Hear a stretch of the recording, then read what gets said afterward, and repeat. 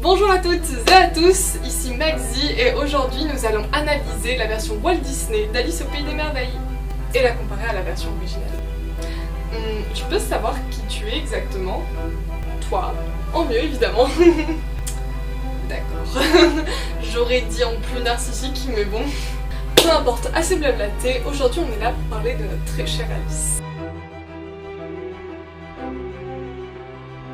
Avant de commencer à parler de l'histoire en elle-même, un petit point s'impose sur l'auteur Lewis Carroll et la manière dont il a écrit son histoire. De son vrai nom Charles Ludwig Dodson, ce frère aîné d'une famille de 11 enfants, majoritairement des filles, est obligé d'aller dans une école de garçons, donc séparé de toutes ses sœurs. Et c'est là qu'il va en fait développer une sorte de dégoût vraiment pour les petits garçons et au contraire une adoration de toutes les petites filles qu'il va rencontrer. Et en fait c'est un homme qui est très mal à l'aise dans cette société d'adultes où il se sent encore comme un enfant et il ne va créer absolument aucun lien social. En plus de ça, il est bègue et il est gaucher et donc il va être obligé d'écrire de la main droite et à parler distinctement puisqu'il devient professeur de mathématiques. Et le fait qu'il soit obligé de vivre toujours dans le contraire de ce qu'il est va souvent se retrouver dans son livre et dans ses œuvres comme on va le voir plus tard dans la vidéo. Et d'ailleurs c'est là qu'en fait va réellement se créer le personnage de Lewis Carroll puisque en fait tous les écrits, Alice au Pays des Merveilles, Alice de l'autre côté du miroir, tous ces récits qui sont remplis de nonsense, d'absurde et d'absurdité, il va les écrire sous le nom de Lewis Carroll et toutes les œuvres qui parlent d'algèbre et de logique mathématique, de jeux mathématiques, il va les écrire sous son vrai nom. Donc on a vraiment deux caractères, deux personnages en fait. Et maintenant on va parler de sa relation avec Alice et de la manière dont il a créé l'histoire. Donc en fait Alice, il l'a rencontrée lorsque il était professeur de mathématiques dans un collège d'Oxford et en fait Alice Liddell c'était la fille du doyen et il accompagnait, il bavardait, il se promenait avec les petites filles Liddell lors de promenades tout simplement lors d'après-midi. Et d'ailleurs Lewis Carroll n'éprouvait absolument aucune difficulté à parler en présence d'enfants. C'était vraiment que lorsqu'il était dans un cercle d'adultes où il avait ses bégaiements. Et le 4 juillet 1862, c'est là que fut créée l'histoire d'Alice au Pays des Merveilles. En fait c'était sur une promenade le long de la Tamise en barque où Lewis Carroll et les filles Liddell ont imaginé l'histoire d'Alice au Pays des Merveilles et c'est Alice Liddell elle-même qui va demander à l'auteur de lui écrire sur papier toute cette histoire qu'il a racontée lors de cet après-midi.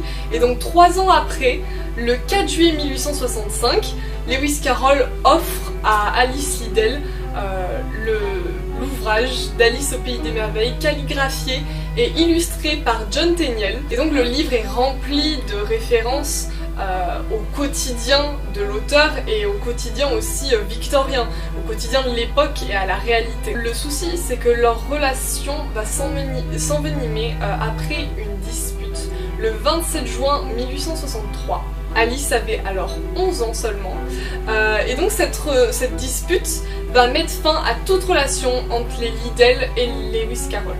Donc on a 3 hypothèses sur cette dispute. La première ce serait que Lewis aurait demandé en mariage Alice, qui aurait mis en colère la mère, parce que quand même elle avait 11 ans. La deuxième ce serait qu'il aurait demandé en mariage la grande sœur d'Alice. Et la troisième ça aurait été que en fait il utilisait les balades avec les filles Liddell tout simplement pour cacher une relation hors mariage avec la servante de la famille. Et dans tous les cas, voilà, c'était pas bien vu du tout. Et en fait, toute la correspondance entre Alice et Lewis a été brûlée par la mère Liddell et c'est pour ça qu'on n'a aucun moyen de lever le voile sur cette histoire et de savoir ce qui s'est réellement passé en fait. Maintenant, le personnage d'Alice en lui-même, même si la personnalité d'Alice Liddell a inspiré l'auteur pour l'Alice du livre, ce dernier précise bien qu'elles sont deux entités complètement différentes. Son apparence d'ailleurs va le confirmer puisque les directives qu'il va donner à l'illustrateur John Tenniel sont basées sur deux petites filles qu'il a photographiées, Mary Hilton Badcock et Beatrice Henley. Maintenant que nous avons fait un point sur l'auteur, passons directement au dessin animé et aux différences par rapport à l'œuvre originale. Je dois noter que je ne parlerai que de la version de 1951 des studios Walt Disney et je ne ferai aucune référence à la version film de Tim Burton qui a été créée en 2010. D'abord, il faut bien se rendre compte qu'adapter un livre au cinéma, c'est pas une chose qui est très simple. Toutes les descriptions et toutes les pensées des personnages ne peuvent pas être transcrites telles quelles dans un film. Sinon, on aurait le droit à des voix off non-stop. Pas très dynamique. Prenons pour exemple le chapitre 1, Descente dans le terrier du lapin. Donc en fait, Alice, elle arrive dans la salle des portes, elle est toute seule et elle va découvrir les éléments un par un en faisant des allers-retours entre la porte et la table, à bien sûr des tailles différentes, puisque à chaque fois elle boit ou elle mange quelque chose qui la fait grandir ou rétrécir. Donc si la scène était laissée telle quelle, on verrait simplement une petite fille tourner en rond dans une salle assez étrange, et au final ça aurait pas grand intérêt quoi, enfin, ça ressemblerait plus à un film muet qu'autre chose. C'est pour ça que dans le film, quand Alice arrive dans la salle, la poignée de porte est vivante et parle, et en fait grâce au dialogue, elle permet de faire sortir les pensées d'Alice, et la poignée guide aussi la jeune fille vers les différents éléments qui feront avancer le récit. De plus, le film, contrairement au livre, a une durée limitée à respecter. Donc les réalisateurs et les scénaristes doivent parfois enlever certains chapitres de l'œuvre originale s'ils ne les jugent pas assez intéressants ou pertinents dans l'histoire. Ici, nous avons 4 chapitres qui ont été enlevés. L'histoire de la Tortue Fantaisie, le quadrille des homards, Cochon et poivre et Qui a dérobé les tartes. Donc les 2 premiers chapitres posent pas vraiment de problème à l'histoire en elle-même, ce sont plus des interludes pour découvrir la folie du pays des merveilles que vraiment des événements qui vont impacter le fil rouge de l'histoire. Par contre, pour les 2 autres chapitres, c'est un peu plus compliqué. Dans le chapitre Cochon et poivre, on découvre le personnage de la duchesse que le lapin blanc mentionne quasiment à chaque fois qu'il parle depuis le début de l'histoire. Et en fait, c'est en partie grâce à ce personnage-là qu'Alice, et d'ailleurs tous les assistants de la partie du croquet de la reine, vont éviter la peine de mort, la décapitation. Donc c'est quand même un personnage secondaire important, on va dire. Et en fait, du coup, Alice n'est pas jugée dans le livre. Et elle n'a pas à aller au procès, et donc c'est là qu'elle va partir écouter l'histoire de la Tortue Fantaisie. Et donc il faut une autre raison pour qu'il y ait ce fameux procès, et cette raison c'est le chapitre Qui a dérobé les tartes avec le valet de cœur, et c'est là que Alice va débarquer seulement en tant que témoin au procès. Dans le dessin animé, la duchesse n'existe pas et la reine est beaucoup plus colérique et folle que dans le livre. Ainsi, lorsque le chat joue des tours à la reine sous les commentaires d'Alice, la reine n'arrive pas à le supporter. Elle envoie directement la petite fille au procès sous le conseil du roi. Lors du procès, on a les 2 derniers chapitres du livre qui sont mélangés et les péripéties sont mises dans un ordre complètement différent. Dans le film, Alice ne devient grande qu'à la fin de la scène, car elle a mangé des bouts de champignons, et d'ailleurs elle rétrécit quelques minutes après. Alors que dans le livre, Alice grandit sans raison, et elle est déjà grande depuis la fin de l'avant-dernier chapitre. Alors pourquoi faire tous ces choix scénaristiques au lieu de se cantonner à l'œuvre originale? D'abord parce que respecter parfaitement une œuvre à la virgule près, ce ne serait pas très enrichissant et ce serait assez ennuyant à voir.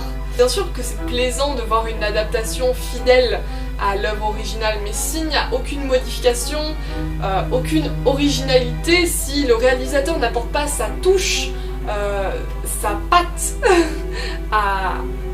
au format, au nouveau format, ça ne sert à rien d'aller voir la nouvelle adaptation, puisqu'on a tout déjà dans le livre.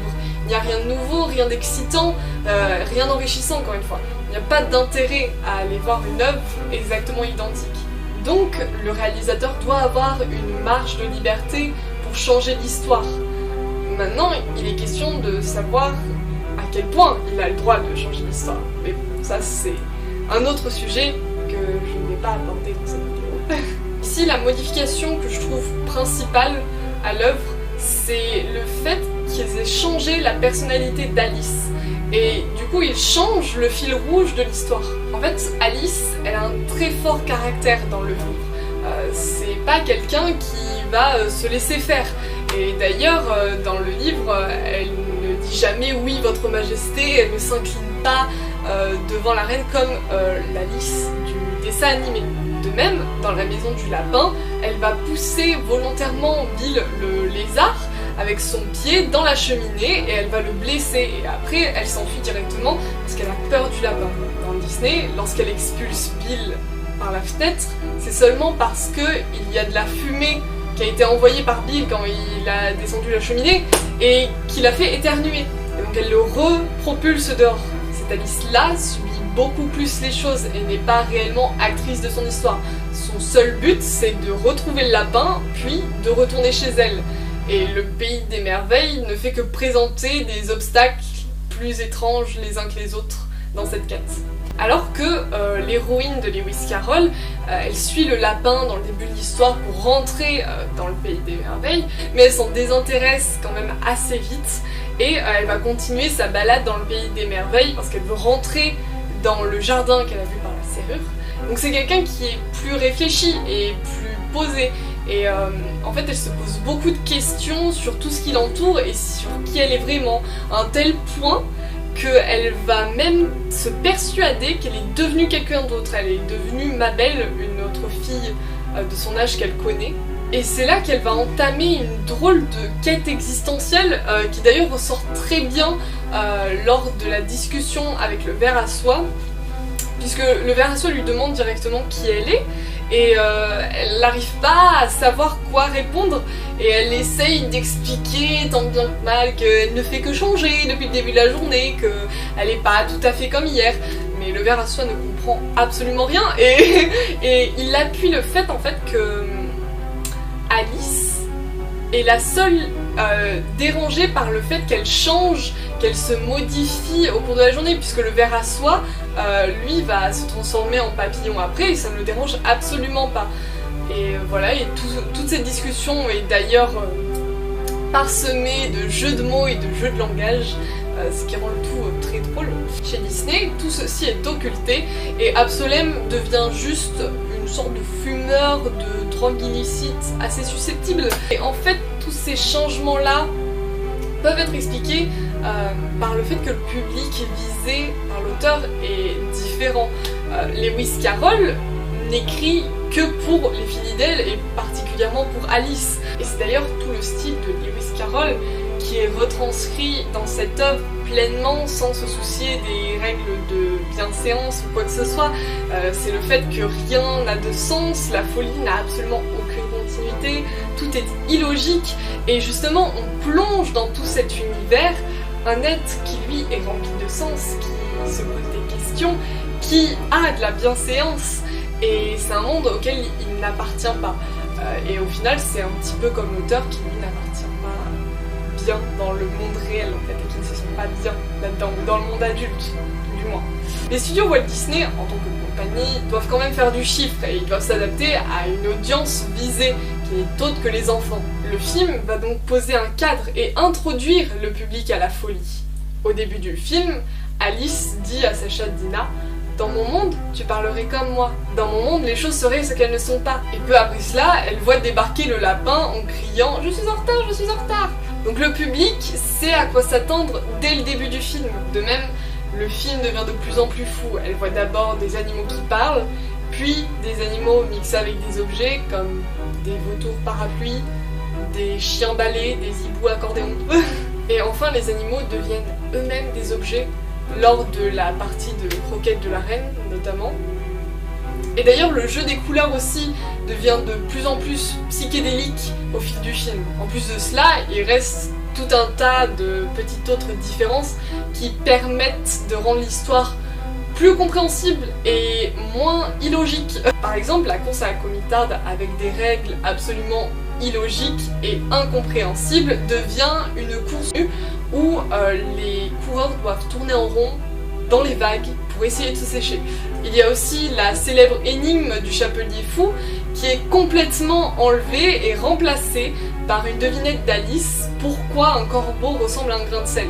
Et ça permet ensuite au chapelier fou et au lièvre de traiter Alice de folle. Le film rajoute aussi 2 personnages, Tweedledee et Tweedledum, qui n'étaient pas du tout présents dans l'œuvre originale, et qui racontent à Alice une histoire d'huître assez étrange. Va savoir pourquoi ils les ont rajoutés, peut-être pour remplacer le Griffon et la Tortue Fantasy qui ont été enlevés. Peut-être était-ce plus compréhensible de mettre ces 2 personnages-là. Ce n'est qu'une hypothèse malheureusement. Pour ce qui est de la fin du conte et du film, Alice se rend compte qu'elle est dans un rêve et elle se réveille tout simplement dans le jardin près de sa sœur.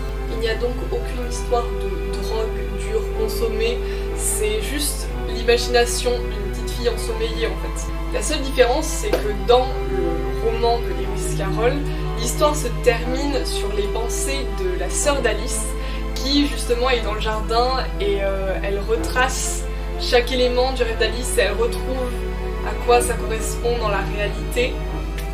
Et dans le dernier paragraphe, on a une sorte de petit message de l'auteur envers la petite Alice Liddell. Il imagine devenir une femme et en conserver son cœur d'enfant et perpétuant les histoires qu'il lui a lui-même contées. Voilà donc comment se termine l'histoire d'Alice au Pays des Merveilles, ainsi que cette vidéo. Je vais conclure par une petite citation de Virginia Woolf. Les 2 Alice ne sont pas des livres pour enfants, mais plutôt les seuls livres pour lesquels nous devenons enfants. Sur ce, j'espère que vous avez apprécié cette vidéo. Si c'est le cas, laissez-moi un commentaire en me donnant votre avis. Likez la vidéo, partagez-la, abonnez-vous. Vous pouvez checker mes autres vidéos ici ou ici, je ne sais pas où je les mettrai. Et rejoignez-moi sur Twitter aussi. Et voilà, et on se dit à bientôt pour une prochaine vidéo. Bye bye!